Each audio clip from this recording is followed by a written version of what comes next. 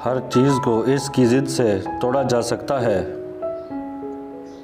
जो शख्स हराम खाता है इसके तमाम अज़ा गुनाह में पड़ जाते हैं। बहुत कम देखने में आया है कि किसी चीज़ पर कादिर होने के बायस कोई शख्स वाकई अपने आप को इनसे महफूज रख सके। हर काम की इब्तदा आँख ही से होती है। आदमी की नेक बख्ती का राज मार्फत इलाही में मुज़हमिर है।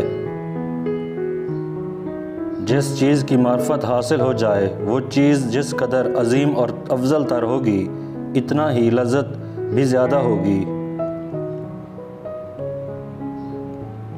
अज़ाब के असबाब हर शख्स खुद इसी दुनिया से अपने साथ ले जाता है और वो यहीं पर इसके अंदर मौजूद होते हैं। मुनाफ़क़त भी अंजाम बद की दलील है। नमाज में हुज़ूर क़ल्ब की तदबीर ये है कि अल्फाज के मायने पर ख्याल रखे। शहवत जितनी ज़्यादा होगी इतना ही ज़्यादा सवाब इसकी मुखालफत करने वाले को मिलेगा। मुताजों से महंगा माल ख़रीदना एहसान में दाखिल है और सदक़े से बेहतर। ख्वाहिश पर गालिब आना फ़रिश्तों की सिफ़त है और ख्वाहिश से मग़लूब चौपाओं की।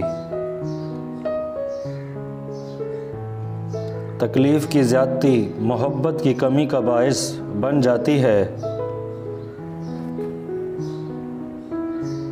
खाने में ऐब ना निकालो, नापसंद हो तो मत खाओ।